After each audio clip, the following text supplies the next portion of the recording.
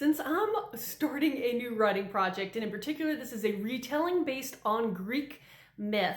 one of the things that I personally have to kind of figure out, even before I can actually start enjoying writing the chapters, is figuring out a timeline that makes sense. And when it comes to mythological retellings, the fact that a lot of the lore and legends, and again the myths themselves, kind of span a variety of regions, a huge span of time, and depending on the writers and the storytellers, there's a lot of variability that happens between one myth and another, and a lot of times they do end up butting heads in some way, shape, or form. So as an author trying to do a retelling, especially do one justice where I really want to keep the story as accurate as possible, yet of course paint it in a new, fresh, and approachable light for a modern day reader. But that does mean I have to kind of figure out which storyline that I'm going to base as my core timeline and then fit everything else around it, because